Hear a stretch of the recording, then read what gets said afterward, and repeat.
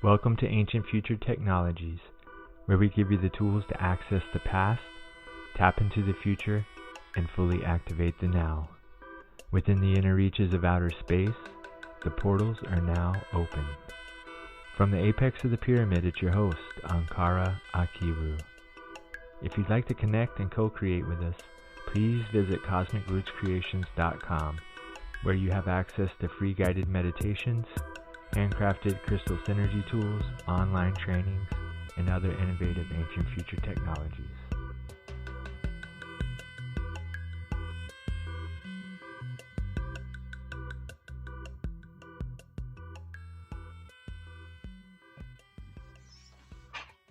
All right, welcome forward, family.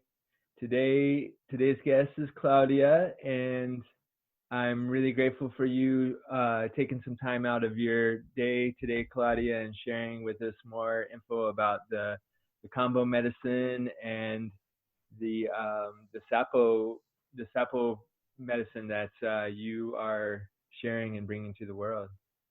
Thank you for having me. It's truly an honor, and part of my mission is to educate people on the little bit that I know. There's quite a lot of information out there, so I'm happy to make this connection, and I appreciate you taking your time also to interview me. Awesome. Thank you, Claudia. Maybe we could start out just by giving us a little information about how you initially, came onto this path and how you began to work with the medicine and where that sort of led you to now this point with actually practicing and serving the Kambo to others. I actually started with the medicine path many, many years ago. 1994 was my first time with ayahuasca. Fast forward to roughly around 2014. I met one of my teachers. His name is John of Noah, who was coming through Miami, and I was part of a ceremony community there where we did sweat lodges every week. And he brought some of the people, the tribal members of the Hunikuan. So we had suddenly a very large medicine community from around the world. Miami's sort of a port for many medicines and substances and things. So it was really cool that it came to me. The first time I did it was to help with some sciatic pain. I had like a bad disc in my back and probably a sciatic nerve that runs up my leg. And I started applying it, having him apply it. The first time I did it was after ayahuasca ceremony. The Hunikuan and Yawanawa and other tribes like the Catuquina, more from Acre, Brazil, which is where a large portion of the Kambo medicines comes from. Some estimate between 80 and 85% comes from there. They like to apply it after ayahuasca because it goes deeper into the liver. So after people purge, the medicine can go a little deeper and get some more of those toxins out. I really didn't know much about it, to be honest. In the beginning, I was just willing and open to receiving it. We also work with rapé, which is a tobacco snuff. So in the Acre traditions, they give you rapé, then the first cup of ayahuasca, then possibly more rapé. They even work with sananga, which are eye drops that go into the eye and sort of clear the membrane that makes people degeneratively blinder with time, progressively blinder with time. So it's a little hardcore because after all that, then boom, it's time for Kambo. And I call it the Kambo combo.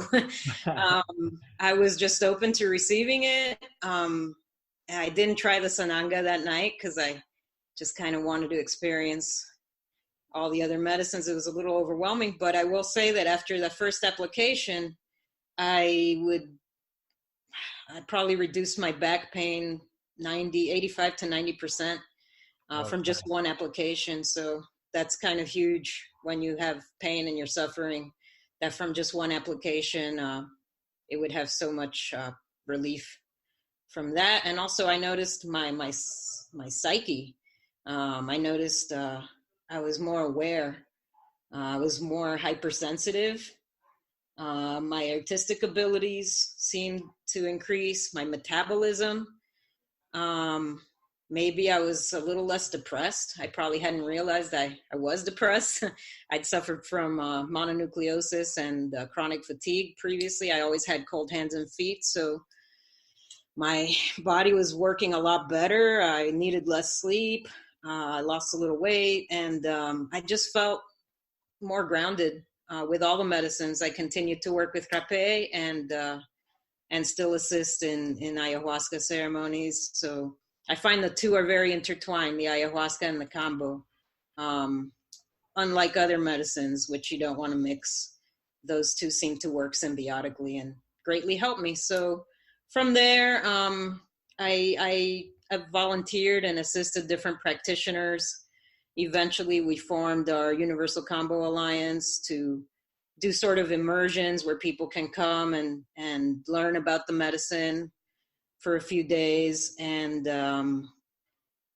we have one coming up. So we have about 3 a year. We don't have a large group. We're not really looking for a lot of members. We want quality people. So yeah, we basically, I assisted John for 3 or 4 years as I was practicing on myself and people who were close around me, and eventually felt ready to start sharing the medicine with others. A lot of chronic conditions like lupus and pain, migraines, a lot of menstrual issues, infertility. I saw people getting relief and even being able to conceive after nothing else helping them. So I saw the miraculous benefits that this had, apart from the spiritual cleansing, which I think is a big part of disease that's overlooked. Is there's what they call panema or panema, which is a negative cloud that surrounds people. I like to think of it more as an accumulation of stagnant energy. Very few of us walk barefoot on the ground enough or do enough earthing, and we're exposed to a lot of electromagnetic radiation and fields. So Kambo is something that can help detox that as well. So it works on a physical, a spiritual, and a mental level. And yeah, that, and also my mom's dementia is something I've noticed. It slowed it down. So that's really what brought me to the medicine, was working personally with her. I'm curious about the connections that people are forming with this frog medicine, and how it's being harvested, and their actual relationship with the tribal peoples who are bringing this medicine forward. And I'm just curious, about how important that is to preserve, not only preserve and protect the frog, but also the tribal peoples and the lands as well that these people are living in. And maybe you can touch in a little bit about your connection with the tribes, and how it can be how it can be harvested more sustainably to ensure that there is a continuation of this medicine around in the world. Definitely. Yeah, I personally choose to work with medicine from non-crucified frogs, which means they don't tie them up. The frog is never harmed nor kept captive. It's considered actually very bad luck to harm it or keep it in an aquarium or captive. The medicine won't even work because they need to be part of the whole ecosystem, eat the proper ants and animals that eat the sap from plants. So it's an interconnected web. There are people who crucify them. The Matzes tribes and some of the Peruvian tribes are more into doing that. But originally in Acre, where, as I mentioned before, a large portion of the Kambo tradition comes from, in Brazil, in ancient times, they weren't tied up. They're either just flipped over. Some say that they hum or sing into their bellies. I've never seen that. I see more of a a slight scraping with the fingernail around the glands. There's two sets of glands on top and underneath. So once the medicine is harvested, it's put on a stick and let dry. Fortunately, there seem to be ample Kambo frogs, unlike other plants and species that are being over-harvested. They're abundant because they live in the trees and in the water. But from what I understand, and I'm on my way to, though my teacher worked with the Hunikuan, I'm about to embark on a journey towards the Yawanawa, which are the neighboring tribes. And the Yawanawa, they call the frogs right before the rain, right around dawn, when the sun is about to come up. They do these calls, and the frogs come out of the woods into a little patch where they've chosen for some people to come sit with the medicine, and they make the call. The shaman makes the call, and the frog will just sit in front of you, and they scrape it right off the frog. It sort of, according to my friend, it just like looks in your eyes and sits with you in your process for however many minutes, 10 minutes, 15 minutes, and then it goes about its way. And many frogs come, and they do it this way. I've also seen it where they kind of massage them or flip them over, as I mentioned before. So yeah, that's one of the many ways. Just because they're tied up doesn't really mean they suffer, but there are people who are less ethical and torture them to get more medicine. So when I get my combo sticks, I always look for, signs of blood or anything like that, because that means that they're mistreated. And often that's not the case, but it can happen. There are also people who are putting other substances on there to kind of cut the medicine. So yeah, there are people who are unethical, like everywhere, like in every field. But I just say build a relationship with whoever you're getting your medicine from and go from there. Just make sure that you're giving back and learning the specific, even though they vary tribe to tribe, the diets, traditions, and songs, and how to honor the spirit of the frog and how to eventually give back to those tribes that you're learning from. So I'm very grateful to all my teachers, and I was personally invited by the chief of the Yawanawa named Tashka, and his cousin's name is Putani, and she is the first female chief and shaman of that area. And they're from a lineage of people, and they seem to rule as couples. So I like that there's this masculine feminine balance, and that they're going back to the ancient ways, which is not crucifying the frogs. And Claudia, can you tell us more about the difference between the Bufo frog and the Sapo frog? And I know that some people, some of my listeners may not be familiar with these differences, and just have curiosities in general about working with this specific medicine. So can you talk about the differences in the Bufo and the Kambo? Sure. Well, Bufo alvarius is also known as the Sonoran Desert Toad. It's mostly from North America, Mexico, Arizona, New Mexico. It lives underground for a large portion of the year, usually around 9 months. It has large claws and digs its way up once the rain comes. And they basically come up to eat, drink water, and procreate. So that one is very hallucinogenic. It's used as a smoke. You smoke it out of a glass pipe. It's natural DMT. So it activates that area of your brain that is definitely much more entheogenic. Where Kambo is Phylomedusa bicolore. It's from the Amazon. It lives on the trees and in the water. It's not entheogenic.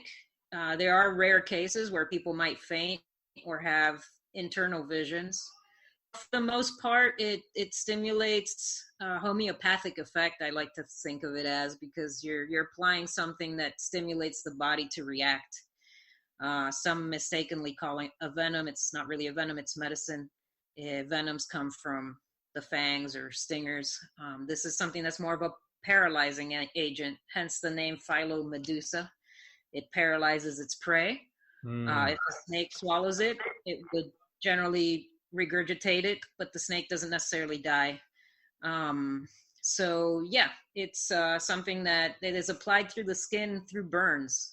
We use something called the tamishi vine, ideally. Other people use bamboo skewers. Some people use incense. I don't really recommend that. It leaves residue. But tamishi is just a little vine that stays lit very easily. You can even suck on it on the end and sort of keep it lit. It's pretty cool. I'm very spoiled with the tamishi vine because it makes the perfect burn. They have different widths, and even within Kambo, there's different traditions. There's like Sapo, which is more from Peru, which people use spit instead of water sometimes to activate the medicine. And then in Brazil, they use more water and they drink water beforehand, usually between 1.5 liters to 2 liters. You don't want to drink too much more than that because it can cause diluting of the electrolytes. And so there have been some problems when people drink too much. In our world, sometimes people think if a little of something is good, a lot is better. And I have people who come drinking 1 or 2 gallons beforehand, and I basically send them home and tell them to come back because there are some dangers when receiving the medicine with too much water. And then there's tribes that don't drink water at all. The Met says generally often don't drink water. They don't necessarily even fast. They apply usually around 3 dots, but they use larger tamishi vine. And their medicine sometimes can be a little bit stronger or quite a lot stronger. So yeah, the traditions vary. Even within Kambo, there's slightly different traditions. The Mat says also you drink masato or fermented yucca water beforehand. I sort of incorporated all the elements into how I practice, and I give people the option to have yucca water, which is more alkalinizing, anti-inflammatory, and it helps reset the intestinal flora. It's also good for people who have diarrhea or bad like stomach issues. It helps soothe that. It works as a mucilaginous substance, sort of like slippery elm or marshmallow root. And so some people choose to drink that instead of water, or some might choose to drink 1 liter of yucca water and 1 liter of water. And I just let people feel that part out. And instead of using a lot of dots, as in Brazil, because the medicine's sometimes a little milder, I find that just between 1 and 3 dots, if you're working with the Peruvian medicine, it's usually enough. So you just need to work the person a little more, maybe blowing tobacco smoke, Palo Santo or sage, or using aromatics. Sometimes they use a tuning fork to bring on the purge because the medicine is scarce and it has to travel a long distance. So in respect to the spirit of the frog, and also just to maintain a safety standard, especially when the person is a first timer, I'll work with a little less. And they say, having 3 sessions within a 1 moon cycle, which is 28 days, is the ideal thing. So you can increase the dose as the person develops the relationship with the medicine. So yeah, the difference with Kambo and Bufo is Kambo is more of a homeopathic, health-giving tonic, not entheogenic, and Bufo is much more hallucinogenic, still health-giving, used a lot in addiction, people with depression, things like that. Both work for that, but one is mind-altering and one is not.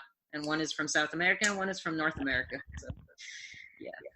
Okay, yeah. So there's some very big differences in those 2 forms of frog medicine, and that's probably good for people to know before they get into it. Yeah, they often confuse the 2. Generally, when I tell people I work with frog, people immediately think it's Bufo, but no, that's technically toad, even though they're in the same family, but 2 whole different things. Very similar healing properties, but 2 whole different paths towards healing. Okay. And can you tell our listeners like a little bit more about maybe some of the dangers or like things that could be concerning about working with this medicine? Because I think it's important to talk about all the aspects of it and talk about the do's and don'ts of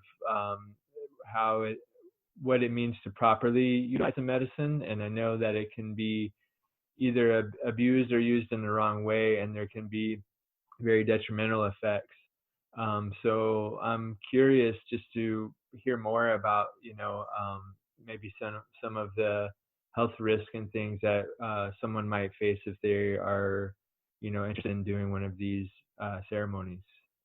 Well, yeah, this is a very important topic of dialogue. And one of the things people should be aware of is that anyone with organ transplants should never receive Kambo, because it tends to want to push out the things that don't belong in the body. So if it's an organ from someone else, also the pills that they give people in order for that organ not to be expelled and so that your body receives it, interact with Kambo. So that's one type of person that shouldn't work with it. People who are on antipsychotic medication generally shouldn't work with not only Kambo, but I think a lot of these medicines, they have to really be careful. So this is why it's very important to have very clear communication with your practitioner and reveal all your health issues. For Kambo, it's also good to be aware of where your blood pressure is at. People with either very low or very high blood pressure should approach it slowly. It actually helps, especially with high blood pressure. It helps regulate it. But you want to, especially for the people on medication, go about either slowly weaning off the medication with the guidance of a doctor or healthcare provider, and or making it so that the two don't interact. And you want to get your blood pressure within a certain range. I usually like the top number to be no higher than 140 at the most. A little lower would be better. For people with low blood pressure, there's some exercises, I call them frog exercises, we can do to sort of get the body warmed up beforehand and the medicine travels a little bit better. And yeah, people on medication should be aware. People who do other substances, I've heard of people who like to do heavy doses of mushrooms or LSD or other things, either right before or right after, and I find that counterintuitive. I generally, if someone's going to Burning Man, I'll tell them maybe it's better you wait till after. Same thing with alcohol. You don't really want to binge drink the night before or right after, because this is a medicine that's working on your liver, on your lymphatic system, on your kidneys. I wouldn't do a heavy dose of mushrooms right after. Even other medicines that are plant-based. The only one that seems to be compatible is ayahuasca, and there seems to be mixed reviews. The Hunikuin, Katukina, Yawanawa, the tradition I learned from in Acre, they do it after ayahuasca. And some people say before. I don't know how, different it is. I haven't done the studies. I personally feel better with it after, because it seems to ground you. It seems to remove the ayahuasca high, quote unquote, and ground you more. And it goes deeper into the liver. And sometimes you purge a little more. And sometimes because you've been purging all night already, then you want to just sit with the medicine and sort of feel it, and it still works even if you don't have a purge. There's many different ways to purge, so vomit is just one of them. Sometimes people go to the bathroom or have an emotional release. I've processed deep grief. Like 20 years later, I felt, my father's death, I processed it 20 years later during a Kambo ceremony, and it wasn't until I myself had that strong, hard cry that I understood the emotional healing that it does through removing of that pent up energy that might have been lurking in your subconscious. So yeah, that's the main thing, is if you want to work with Kambo, consider taking a few weekdays, some say a month, of no supplements, no other substances after. And really being conscious of everything you put into your body. The dieta, as I was trained, and the matzes and other tribes don't have this. I'm not super dogmatic about this. I tell people, do as much as you can. But the things you want to avoid are salty, sweet, spicy, oily, and sour. So those are the things you really want to avoid. Like, I wouldn't drink a whole glass of lemonade afterwards or have super deep fried anything. Mostly plant-based. For people who eat meat, wild-caught meat is better. And ideally just eating very light and very bland, not too many spices, that kind of thing. And yeah, basically people who are on board with wanting to improve their lives. it's been an interesting challenge to work with addicts because they do the combo and then they might want to go back to messing with some man-made substances. And I prefer people to commit, just say, hey, I'm on board, I'm ready, let's work with this, and have other activities to keep themselves busy. And since this enhances athletic and artistic ability, it's a very good time to switch those habits for good habits. So yeah. So you're using it, you're utilizing the medicine specifically for addictions to alcohol and other drugs. Is that right?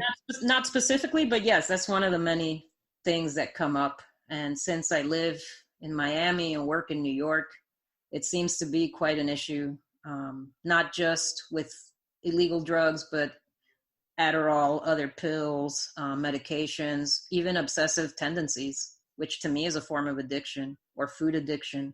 So yeah, it seems to just reset the neural pathways completely. And that's why I say this is a time for people to stay away from news, to reset all their life patterns, to take that time either immediately after your first session or in between the 3 sessions, if you choose to work with 3 in 1 moon cycle, to really just reset and reprogram your cellular structure. Why not?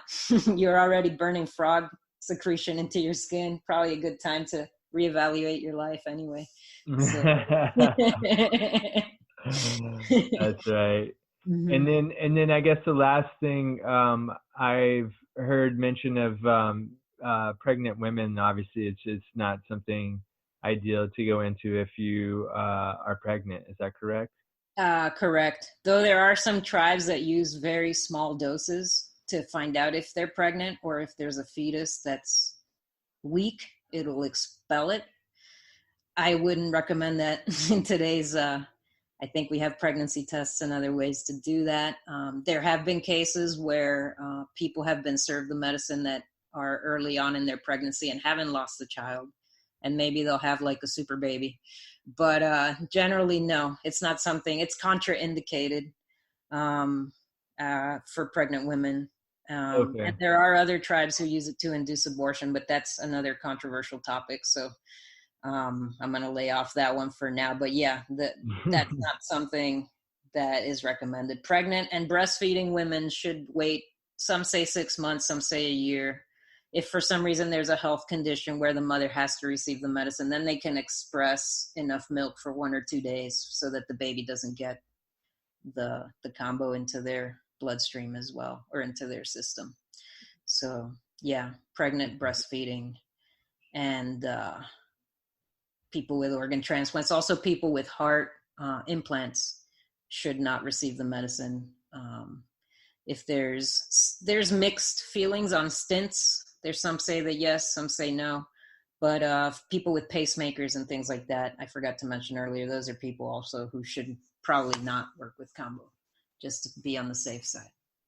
Okay. Mm-hmm. That's great information.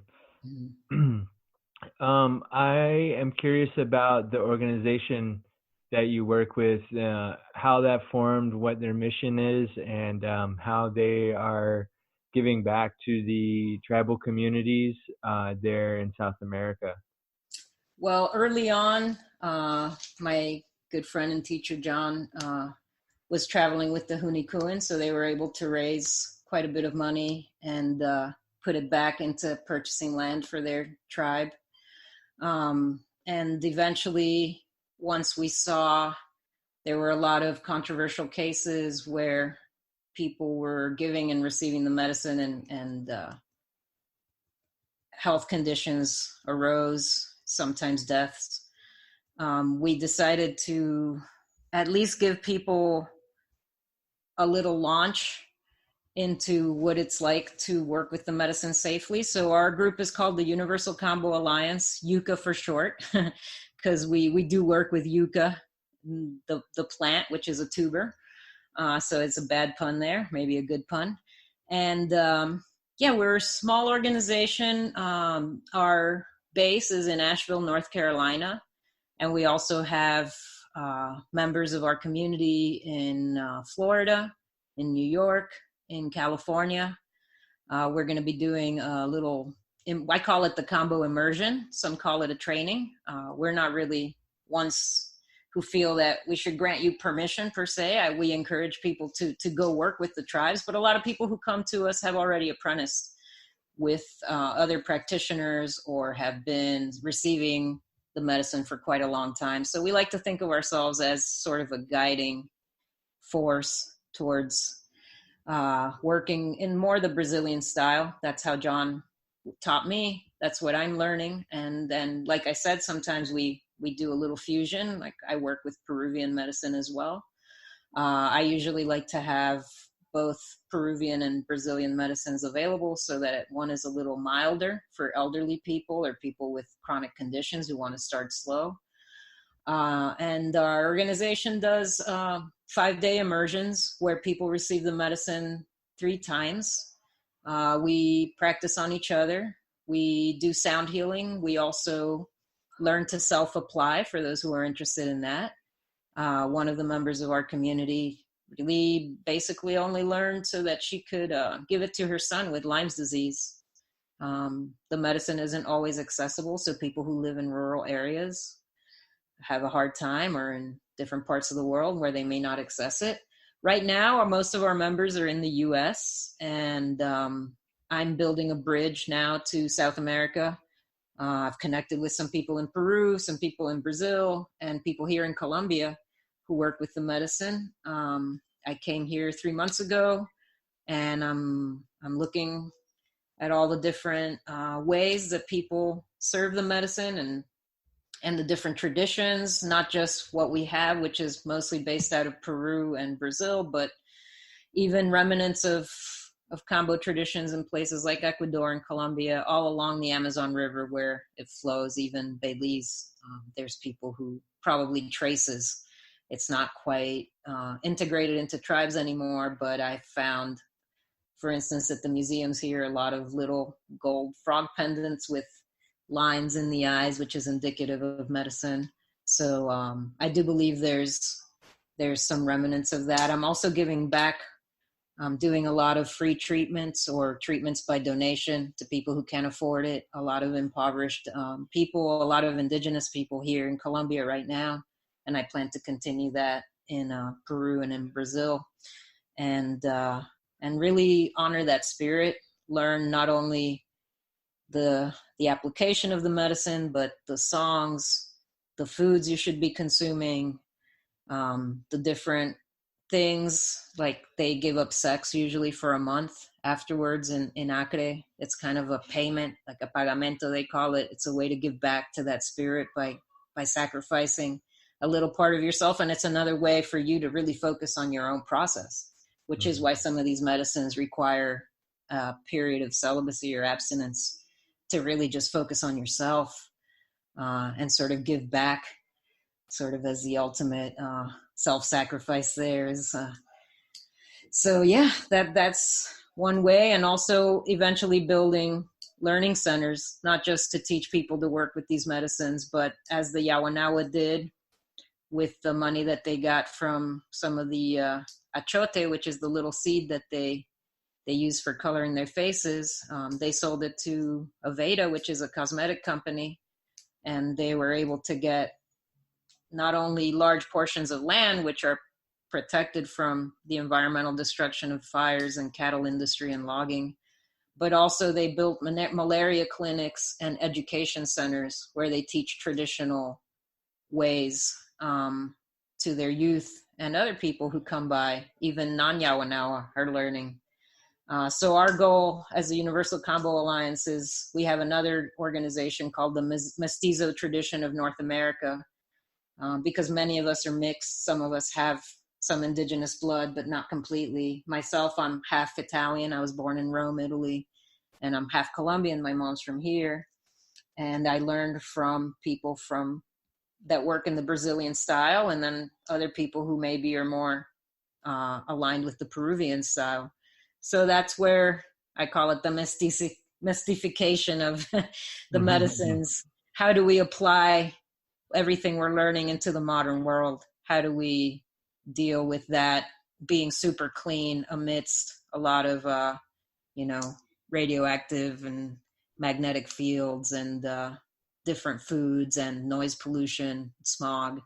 So how do we apply these things? And basically, eventually, I'm looking at some land to purchase here in South America, because I want to start doing retreats and education centers for people to learn how to not just work with these medicines, but how to do crafts, how to eat, how to become more self-sustained in a time where I think it's a very important lesson that we need to be learning as humanity, is how to be more attuned with nature, and teaching our youth how to be more self-sustained and give back in times of climate change, etc. So Yeah, I got you. mhm. Okay, well, I have one more question for you, and then I'd love for you to share with us, any information that you have on how to connect with you, and maybe your website and things like that, so people can find out more information about the combo. But my last question is, a majority of these plant entheogens come with a specific deity or spirit. A lot of, or most times, the ayahuasca is associated with the mother or the grandmother, and then things like peyote and the wachuma or the San Pedro cactus have a more masculine grandfather type of spirit. So there's that in the realms, but I'm curious about this frog medicine and what type of spirit or energy or deity one might experience when they're working with it. Yeah, that's a great question. Well, I guess in terms of the gender, the medicine comes from both male and female frogs, so there's a little bit of fluidity in that. But the original story, which I'll be brief about, is there was a time, I believe it was the times of colonization, where the chief, where the name of the medicine, his name was Campu, comes from. That's where it turned into Kambo. He was from Acre. Some speculate from somewhere around the Yawanawa, Hunikuan area. And all his people were dying. He was very frustrated because normally ayahuasca would heal them. And my theory is that there were diseases that couldn't be handled because Europeans or other people were coming through the area, and they were getting things that their body wasn't adapted to handling. So in frustration, during an ayahuasca ceremony, he walked into the forest, and the spirit of Jurema, she's the mother of the forest and the mother of ayahuasca. She's sort of a grandmother fairy spirit, showed him how to heal his tribe with this frog. She presented it to him and told him how to apply it, which I really couldn't figure out how else they would figure out how to give this medicine if some spirit hadn't explained it. It's quite complex, like burn some holes into the skin and take this glandular secretion and wet it. So the spirit of Jurema, which is the spirit of ayahuasca, and the spirit of Kambo, I think, are intrinsically intertwined because of that. And it is a very deep, interesting. My personal connection with it was the first time I received it. It just told me I had to keep working with it, and I found that ironic, being a animal rights activist and a vegan, to work with an animal substance. Just like, really, what do you mean? I'm supposed to keep. I thought it meant like keep receiving it, which I did for healing, and then one thing led to another, and I was assisting.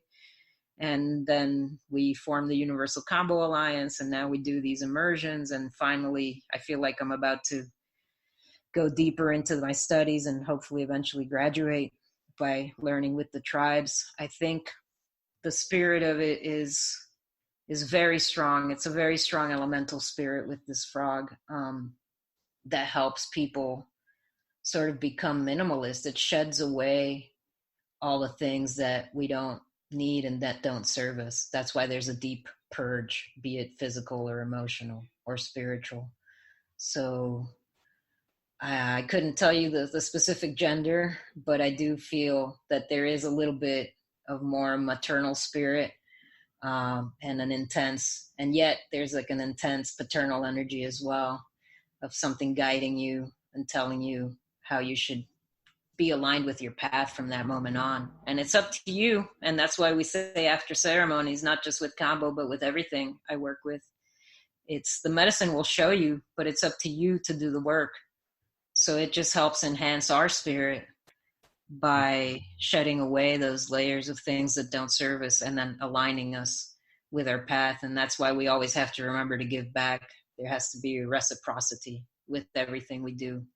And that's why I choose to work with more ethically harvested frogs, and everything even the beeswax candles, everything I use is, I do my best to store my rapé in glass bottles. I store my Kambo sticks in banana leaves, and just really do everything I can to give back.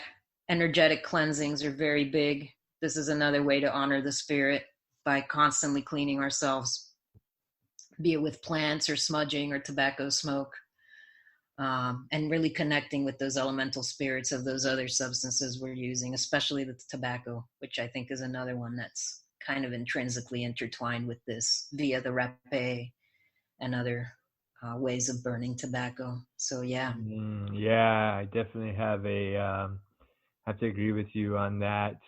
I had a very poor and misguided connection with the tobacco from an early age. I never actually smoked myself, but both of my parents were big time smokers, and I actually had asthma when I was a child, so it highly affected my health, and so I was very adverse to tobacco for many years until I began to work with some of these entheogens, and started to learn the more sacred and respectable aspects of the tobacco in its natural form. And that could be a whole another show in itself. Real. Yeah. So yeah, I appreciate you mentioning that. And I really just in general, I honor the knowledge that you're bringing forward, and the services that you're offering. Is there a way that people can connect with you to find out more about your services and what you got going on? Sure.